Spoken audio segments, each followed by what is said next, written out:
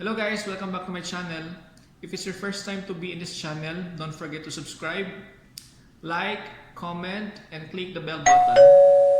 Now for today's video, I will be discussing and demonstrating the single most important and basic infection control practice, which is your hand hygiene. Now, as we all know, during these times, it is very important to clean our hands and to stop the spread of infection. So, according to the World Health Organization, one of the preventive measures that people can apply to prevent the spread of infection is we have your hand hygiene.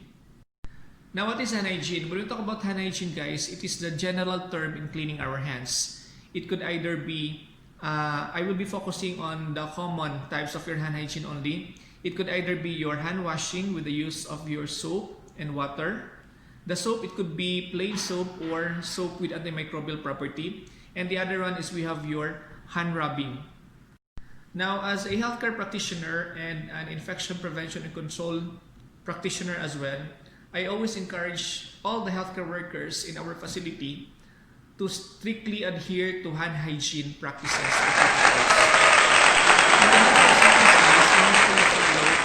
Abide 5 moments of hand hygiene. Now, the first moment of your hand hygiene is we have your before touching the patient. Why you need to perform hand hygiene before you touch the patient? Because as we all know, our hands or the healthcare workers' hands usually is a good vehicle of transmitting infections to our patient. So in order to prevent that one, we need to perform your hand hygiene.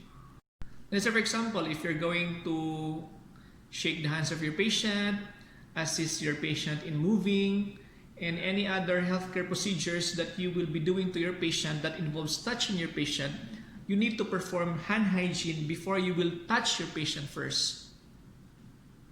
Now, the second moment of your hand hygiene is we have your before clean or aseptic procedure. So why do we need to perform hand hygiene before clean or aseptic procedure? That is to protect the patient from potential pathogens, including their own pathogens from entering their body during a procedure.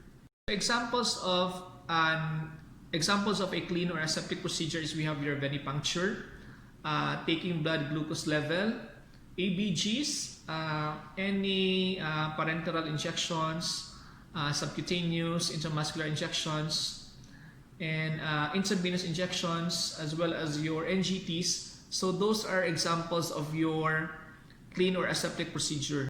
Now, the third moment of our hand hygiene is we have your after body fluid risk exposure. So why do we need to perform hand hygiene after body fluid risk exposure? That is to protect ourselves and the healthcare surroundings from becoming contaminated with potential pathogens. Examples of which is if you came in contact with a used urinary bottle, bedpan, contact with sputum either directly or indirectly via a cup or tissue, contact with used specimen jars or pathogen samples, cleaning dentures, cleaning spills of urine, feces, or vomit from the patient. So those are examples of your body fluid exposure risk or exposure. Now, the fourth and the fifth moment of your hand hygiene is we have your after touching the patient and after touching the patient's environment. So why do we need to perform hand hygiene after touching the patient as well as its environment? That is to protect ourselves and the healthcare surrounding from being contaminated with potential pathogens. Now, as what I have mentioned, that there are types of your hand hygiene. We have your hand washing and your hand rubbing with the use of your alcohol-based hand rub. Now, your alcohol-based hand rub, guys, it is the gold standard of care for hand hygiene practice in healthcare setting.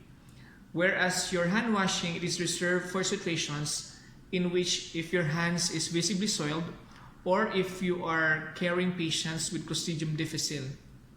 Other than that, your alcohol-based hand rub should be used if your hands are visibly clean instead of hand washing because of the following reasons. First is, it substantially reduces bacterial count on your hands. Second is, it requires less time compared to your hand washing. It is more accessible. It is self-drying and it can cause less skin irritation and dryness.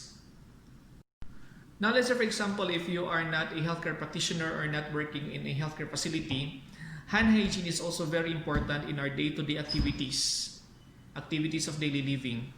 Now, let's say for example, when are you going to perform your hand hygiene?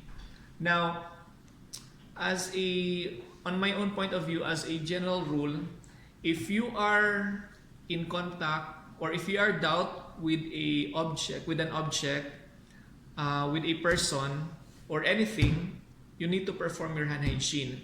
Other than that, before you prepare your food, before you eat your meals, after coming from or after using the toilet, you need to perform your hand hygiene. If you came in contact with surfaces, any objects, any materials that you know or you are unsure that it is, or you are unsure if it's clean or not, then you need to perform your hand hygiene. Now, for me, I usually carry a small bottle of hand gel.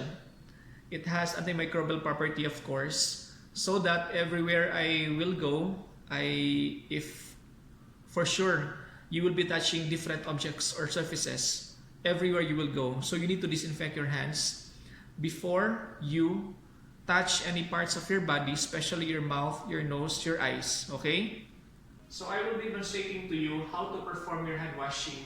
Now, for healthcare practitioners, we usually perform hand washing if our hands are visibly soiled. For hand rubbing, if your hands are visibly clean.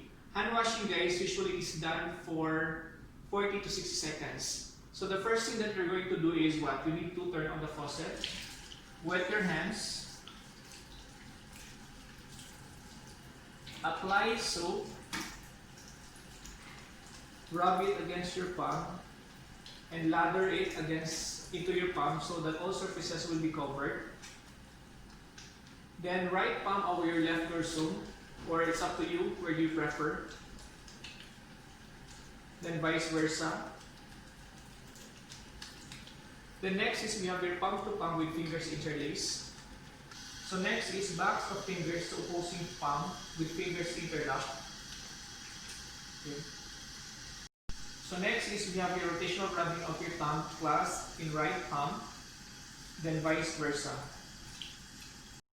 Next is rotational rubbing backwards and forwards with your clasped fingers on your palm, then vice versa.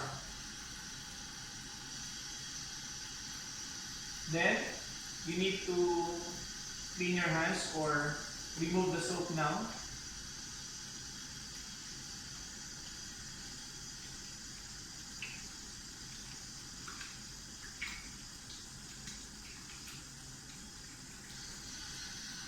You get the tissue.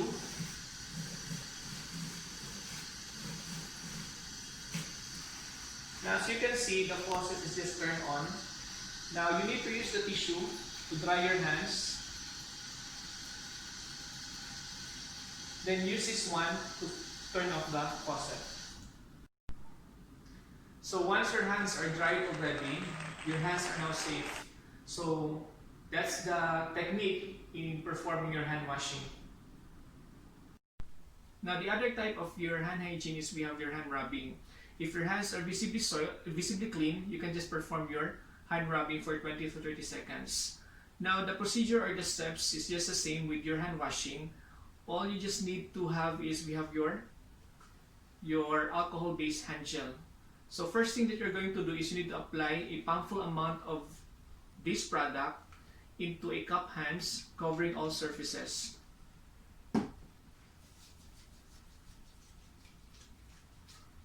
Then your right palm over your left dorsum, vice versa. Palm to palm with fingers interlaced. Opposing fingers at the back of your palm. Then rotational rubbing of your thumb. Then vice versa. Then rotational rubbing backwards and forwards of your clasped fingers to your palm. Then vice versa. So your hands are clean. So that's all. I hope you have learned something. What is hand hygiene and the types of hand hygiene, and why do we need to perform or why do we need to clean our hands, especially in these times of pandemic, there is an emergence of infectious diseases just like the coronavirus. So thank you for watching, guys. Don't forget again to subscribe, click the bell button, share and like, and watch out for my upcoming vlogs. Thank you very much.